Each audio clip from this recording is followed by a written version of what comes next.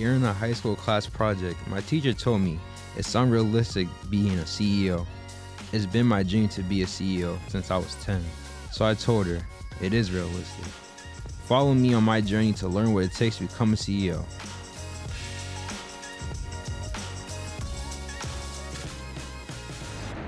Hey guys, welcome to another episode of Realistic CEO Podcast. Today I'm here with Dr. Mark Keroack.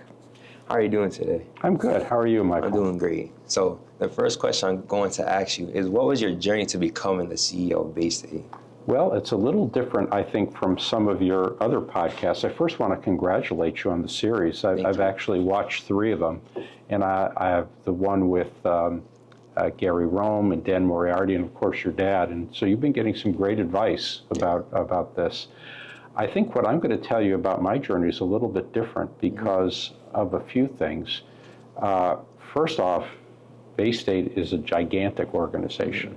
You know, most of the other CEOs you've talked to have 100 or fewer employees. Baystate has 13,500 as of today. We're also a not-for-profit organization. So we talk about do we or don't we fulfill our mission as opposed to do we or don't we make a profit.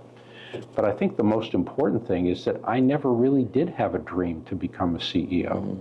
I had other dreams, and I didn't become and I kind of became a CEO by accident when I was 60 years old. So I had a whole other set of careers before then.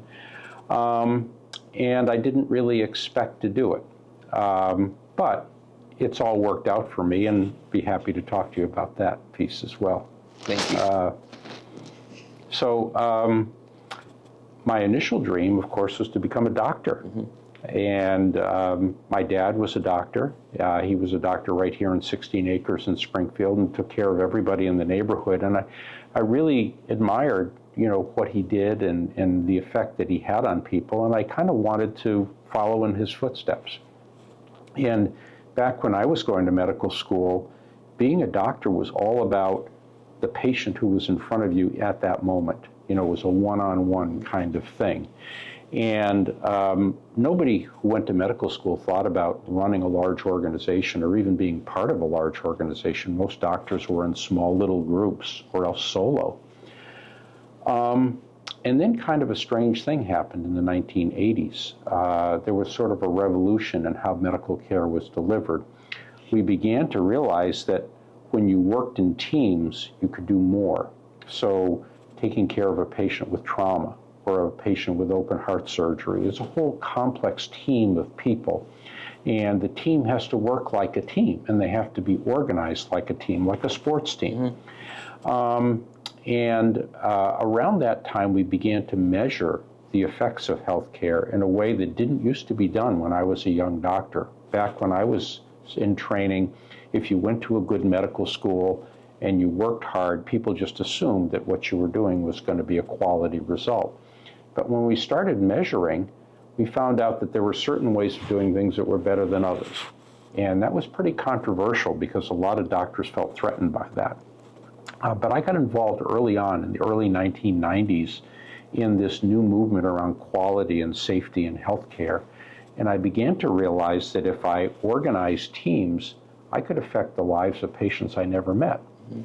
And that's when I started getting interested in management and leadership. Not to be a CEO, but just to be a leader of a team. And so I studied a number of things on how to be a leader, and I think that's probably relevant to your journey because, certainly in a big organization like Baystate, I don't know any CEO of a large organization who hasn't first been a leader of something. I was the head of a division of infectious disease, which was 2 doctors and 3 nurses and a couple of secretaries. But we were inside of an organization of several thousand people. So I was a leader, but of a department, if you will. So gradually kind of worked my way up through different kinds of leadership roles and learned a lot about leadership along the way. And it really wasn't until late in my career that anyone, even talked about being a CEO. So you talk about being a leader and having leadership roles throughout your career. What is some advice that you can give to me to become a better leader? Well, it's something I care a lot about, and we've actually set up something here called the Physician Leadership Academy. It's a curriculum or a course that young doctors take, because in medical school they don't learn much about being leaders, and so we try to teach them to be leaders so that they could be some of the multiple physician leaders we have in our organization. So for example, there's a physician leader in charge of our intensive care unit, or a physician leader in charge of the trauma team, or a division chief of pulmonary medicine, et cetera. And most of those doctors need to learn to become leaders. I've actually put together one of the talks from that. I'll give it to you afterwards, but there's a key piece of leadership that I try to get into the heads of all doctors, which is my definition of what it means to be a leader. And it's this: it's an act of social influence to channel the energy of a group of people toward a common purpose. And let's unpack that for a sec. The social influence is how do you persuade people to follow you, right? Mm-hmm. And everybody's different about how they do that. Some people are kind of like the life of the party and big speech givers and that sort of thing. That's not me. I like to work one-on-one with people and kind of get to know what makes them tick and why, what's important to them, et cetera, and to try to persuade them to follow me. So everybody's got to decide how they influence people. Channeling the energy of a group of people, if you basically are just working hard at doing something, let's say you're, in a track and field or something, right? I mean, you're not a leader because you're working by yourself, right? But if you're trying to get a group of people to come together and give their energy to you, then that's the beginnings of leadership. And then the final thing is that common purpose. You need as a leader to say, here's what we're going to do, here's where we're going to go. And for the doctors that I talk to, I offer a couple of examples. There are typical examples of leadership you might see, like, a president, let's say, who inspires whole groups of people. But the other example I give is Rosa Parks, who basically never gave any speeches. She didn't have a title or a position, but through a single act of civil disobedience, she inspired a movement. And so her way of influencing people was to be an example to them of an upstanding, upright person who a corrupt system was doing wrong to. So I think that's an important thing, is to understand how it is you influence people and to decide what's the group you're going to get together and where are you going to get them to do. So that I would say, as you're on your journey to being a CEO, I'd be looking for chances to be a leader of something, whether it's a local committee in your town, or a captain of a sports team, or the head of a group within a larger organization. So, you being a leader, can you please explain a little bit how you found out that I'm a pretty good leader? What was your tick in your head? It's I can. Well, it wasn't any tick. I was going to a course about how to be a better manager, and somebody pulled me aside and said, you're pretty good at this. You might want to consider working a little more and studying a little more about this. And back then, there was a bias against doctors being leaders. Most of the people running hospitals had other degrees, like a master's in business administration or a master's in healthcare administration. And most of them felt that doctors were not well suited to be leaders because they didn't have any of that training. So I had to kind of catch up and get that training. I'm going to include some of it in what I give you, but I had to learn a bit about teamwork and team building, negotiation, strategy, financial management, how to read a spreadsheet or do a business plan, and also emotional intelligence. And that's what we teach these young doctors that come through our academy. We teach them the basics of what they might get if they were to go to a MBA school. The other important piece, though, is to help them understand how they're wired up emotionally. So we do these personality inventories. Are you an introvert or an extrovert? Are you a big picture thinker or a detail guy? Do you think first with your head or with your gut feelings? So everybody's a little different in terms of how they're wired from a personality standpoint. And it's important to know how you're wired and what your strengths and weaknesses are, but also to be able to pick up on how other people are wired. Because remember, to be a leader, you're trying to influence other people. And sometimes you might get stuck because you're trying to appeal to somebody in a way that just doesn't make a difference to them, you know? Yeah. So for team building, like what's a good way to be able to build a team that works for you? I think that, you know, everybody talks about how people on the team have to be kind of come together and feel good about working together. And, you know, we saw it recently with the Celtics, right? It was an amazing example of team basketball.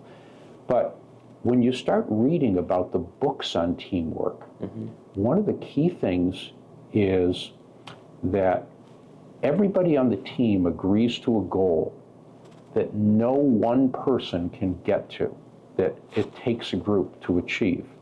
And one of the teams that I love to take offers an example, and you're probably too young to remember it, but maybe Michael Sr. would know, is the Oakland Athletics teams of the 1970s and 1970s.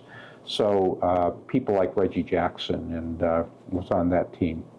And the team hated each other. They would get into fistfights in the locker room. But when they got out in the field, they were world beaters. They won 3 World Series because they all agreed to put all that personal stuff aside and work for the goal. So the key to team building, to me, is setting the right goal and persuading each individual on the team that that's an important goal and that they ought to put aside any personal issues and work toward it.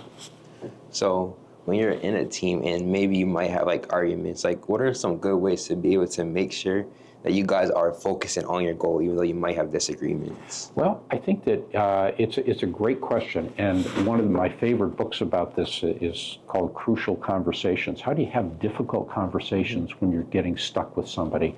And this has happened to me a lot in my career, because a lot of times when I was talking to doctors about improving quality and safety through measurement, they'd basically say, you don't know what the hell you're talking about. You don't practice my specialty. You know, I know what quality is, so, you know, get out of my face about this. The key thing is to make sure it's not you against me, right?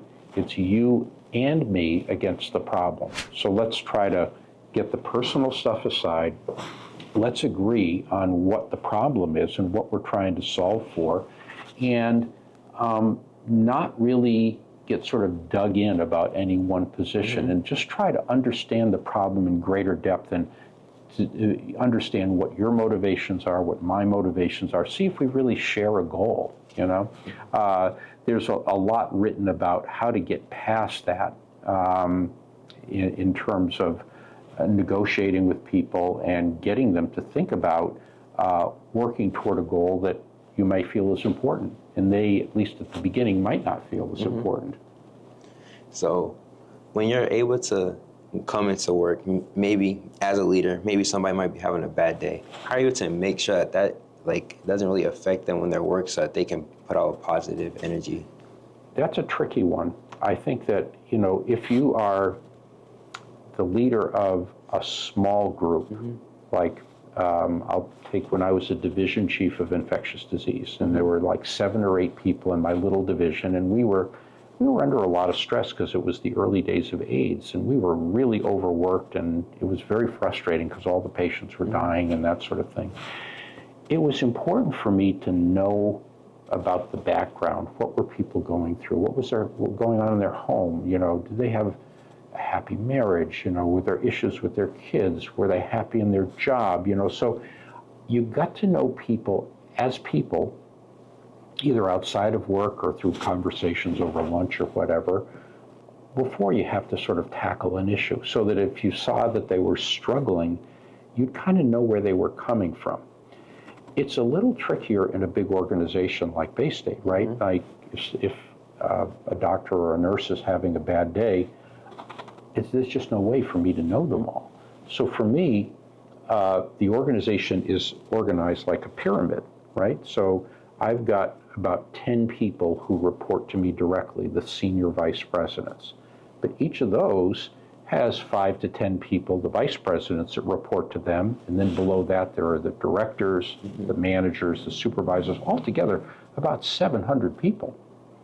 And so for us, the key thing is to manage that next layer and make sure that they're the right people in the job, that they understand what the goals are, they understand what success looks like, and they feel that they're supported by you, that they have the resources they need, they have clarity about how to get the job done, and if they have ideas about how to do things better, you're open to listening to that. But that has to happen at every level of the organization. And I'll tell you, today it's not that way at Baystate. There are about 450 separate departments. And some of them, about 10% of them roughly, people are kind of unhappy. They basically feel that the organization's not supporting them. They don't have the resources they need, or that it's not clear what they ought to be doing. And so we're constantly working at where the little problem points are to get the right people in those jobs, to make sure that they know what success looks like, and to really be able to connect what they do day in and day out to the larger purpose of the organization. I spend a lot of time trying to make sure that everything is lined up at all those different levels. One of the things that I'm going to share with you, we have a standard language of leadership and management, which we teach to all of our employees, which is, we're here for our mission. We have certain values like integrity and respect, teamwork and lifelong learning. There are ways we expect people to work together as teams. We have certain strategies around how to improve. These days it's about growing our workforce and improving access to our services. And then we have standard measures that we set every year as a group. So I get together with the senior vice presidents and vice presidents, there are about 70 of them in all, and say, okay, in this coming year, what are going to be the important things we're going to work on? I think these 5 things. What do you think? And then we argue about it and discuss it, and we come out of the room and say, okay, these are going to be the priority things. Here's how we're going to measure them. And each of us is going to try to make sure that our area connects. And so if you're let's assume you're working at Baystate Franklin up in Greenfield, you need to feel that you're connected to the bigger Baystate, right? And that you understand how the work you do every day affects our mission of improving the health of the people in our community, so that you need to feel connected from the, front lines to the top of the organization. And that is an everyday battle. I struggle with that one every day. So being like the head CEO of a big organization, and knowing like you had leadership roles where you had worked with smaller groups before, what are some things that you learned working with smaller groups that allowed you to be a successful CEO of a larger groups? I think that many of the same ideas are you use every day, so that, in a sense, I'm the leader of a small group of 10 senior vice presidents, and I use the same techniques of getting to know them as people and, working with them one-on-one that I did when I was the chief of that little division of infectious disease. What's different is I also need to coach them about how they're working as leaders. So in a sense, I was a coach for a small team, right? But now I'm a coach for a group of coaches who themselves are coaches for a group of coaches, and so on down the line. And so we talk a lot about, what does it mean to be a leader? What do we need to do to develop you better as a leader? What skills do you need? So that even though I'm dealing with people who have been leaders for years and years, each year we have stuff about how do we become a better leader. I'll give you an example. As you know, in Massachusetts now, there's an awful lot of struggles for finding enough people to do work. there aren't as many people your age as there are people my age, and younger people are leaving the state because of housing prices and other things. And so the key is, how do we attract young people to want to work in healthcare and want to work at Baystate? How do we retain the people we've hired? Mm-hmm. And the rules of the game are different now than they were even 5 years ago. So we had to give some ongoing education to our leaders about how to actually be better about retaining employees. So it's an ongoing educational effort. Thank you. So I've noticed, like, in every interview so far, everybody talked about how communication is important. So I would like you to explain why being able to communicate with others is important. Yeah, I think that the way you influence people is through communication. What I want, let's say you worked at Baystate, and let's say you worked, I don't know, in the sleep lab, some, quiet little area I want you to come to work saying, what I do at Baystate contributes to the health of the community, and I feel good about the work I do. I want to give my energy to it. I'm willing to go that extra mile, right? And if you never hear from me and you don't know who I am, you're not going to really feel like you want to connect. The most important relationship you'll have is with your immediate supervisor. But ultimately, you want to feel pretty good about the people that are at the top of the organization, too. So I write a regular blog. I do a bunch of, if you looked at my LinkedIn page, you'd see a number of videos that I do. I used to do videos, I did 50 videos where I visited different parts of the organization. And rather than be me telling a story, mm-hmm. I'd have a guest star. So I'd have like the head chef of the kitchen come in, and he'd talk about how they prepare 660 lunches mm-hmm. every day within 90 minutes, and how do they do that, right? And so it was, because it was all on video, it allowed every one of the 13,000 people to see how this person that nobody even knew mm-hmm. was contributing to the larger organization. And having all these guest stars and highlighting the work of other people was a way of kind of connecting the organization together. So when you're like the CEO and like of a big organization, what are some ways that you're able to attack problems? I think that it depends on what kind of problems you're mm-hmm. talking about. Let's say there's inside problems and outside problems, mm-hmm. okay? And I'll give you a couple of examples of each, or I'll give you one example of each because we don't have all day. During the COVID pandemic, and our emergency room here in Springfield got very, very crowded.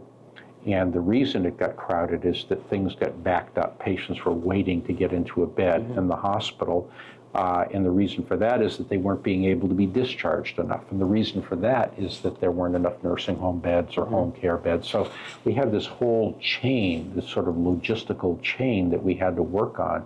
And so getting everybody to see all aspects of the problem, work together in teams, we were able to improve the flow and reduce the amount of waiting, reduce the amount of people who walked out of the emergency room. So all of that is just a question of getting people to work the problem and work together and see more than their little mm-hmm. section of it. They needed to see that just because things were backing up in the emergency room, the real problem was not the emergency room. The real problem was in the hospital, mm-hmm. and we needed to open up beds there. So I would say that's an operational problem, right? But then there are problems outside the hospital. So, for example, during the COVID pandemic, we had tremendous difficulty getting personal protective equipment and testing equipment. And so I asked, one of my key leaders, Dr. Artenstein, who was our chief physician, you're going to run the inside part of the hospital. Mm-hmm. I'm going to handle the outside part. I'm going to talk to the politicians. I'm going to talk to the people in the bureaucracy of the state and federal government, and even some people in private industry about how do we need to finagle things to get us what we need. And so I became sort of Mr. Outside. In addition, I spent a lot of time on TV during COVID because I was trying to persuade people to get their vaccines, you know, wear masks when there was a surge in COVID, not get tightly together in groups, because if I could succeed in persuading the general public, we'd have fewer people demanding those services. So that was much more of a political persuasion thing, because I had no authority over those folks, right? I had to persuade them that, look, here's a real problem. We ought to work on this together. Won't you please join me? So that was classic leadership influence without authority, without positional authority. So during COVID, how are you able to like just keep your mindset we got to battle this without like maybe like being down on yourself? There were some long days, and it was very discouraging. And I think the tough thing about COVID, kind of like the AIDS pandemic. So remember, I was trained as an infectious disease doctor, and I did 20 years of AIDS care before COVID ever came along. So there were some similarities, but COVID moved so fast, and it was such a sneaky virus because it could be transmitted even before people had symptoms, right? So it went like lightning. And you got the sense that there were problems arriving at your desk that nobody had ever had to solve before. You know, I mean, crazy stuff. But I think that when that happens, you need to, number one, focus on the things you can control. You know, focus on the stuff you know and make sure you're executing on the things you can control.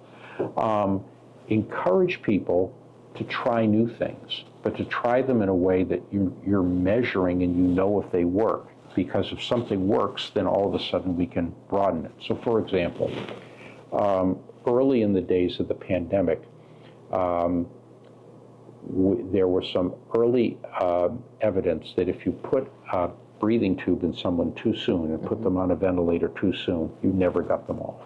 They, you know, almost always died. And it's very hard for somebody struggling to breathe to say, okay, we're not going to put you on a ventilator. But our pulmonary doctors saw this, and they said, you know, we'd like to try not putting people on ventilators, positioning them on their stomach and getting them to breathe through, you know, high oxygen masks. And we did this in a way that showed that we had improved results. So encouraging experimentation, and so that people aren't always looking to you for the answer, right? I mean, sometimes when you don't know the answers, it's got to come from the grassroots. So, thank you. That was actually really good, like information about like how you're able to tackle all these battles, especially from starting off working with the AIDS and like having to be a leader of that group to COVID. So, from those two experiences, would you say those have improved you as a leader? I think every experience you have as a leader improves you, particularly your failures, right? They improve you as a leader. And I think that they give you clarity. I'll tell you one other story. Twice in my life, before I was ever a CEO, somebody whispered in my ear, we think you ought to be a CEO. And in one occasion, I went for the job and didn't get it. And then decided that I was okay with that. So that I came to Springfield to be the leader of the medical group, not the CEO. And I didn't really have an ambition to be the CEO because I felt that I could be an effective leader and do important work. It helped clarify in my mind why I was doing what I was doing. Thank you. So you know, if you know, I know I'm not supposed to ask the questions, but do you have a sense of why you want to be a CEO? So actually, it was because I remember my dad, he was filming videos with John Sortino. Yeah. And John Sortino was telling me about like the higher ups in companies, and that's when I realized I wanted to be a CEO. But like now, the main reason I want to be a CEO is because I feel like I've always been good at being able to like build people up, and I feel like that's like an important part of being a leader. And I've always liked to be like the one to attack problems as well. I don't know why, but I've always enjoyed like, okay, I can figure out how to do this, and then have other people do it with me. That's always been like something that has inspired me. So that's a good answer. So what I'm hearing you say is if you had a job where you got to rally people together in teams and build them up and do important work, that would be a good job for you, even if it wasn't a CEO job, right? Yeah. Yeah, okay. And that's kind of what I decided too, that the important thing for me was to do work that made a difference in people's lives. And I liked working in teams, and I was pretty good at it. And whether or not I became a CEO was less important to me than being on a good team doing important work, you know? How are you able to balance work with like your family outside of work?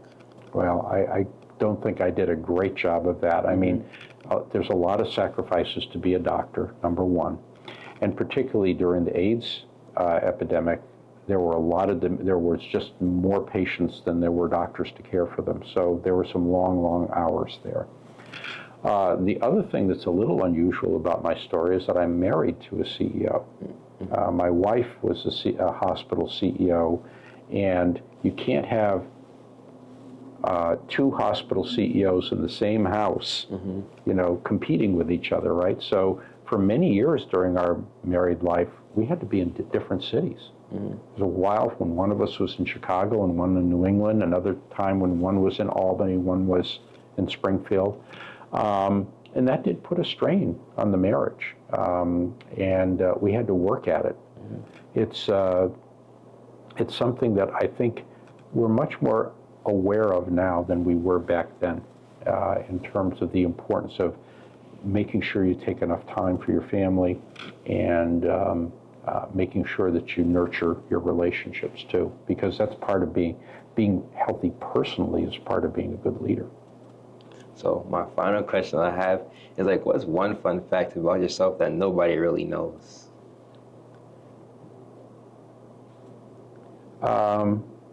Well, I was the first medical student from Harvard Medical School to go practice in Africa.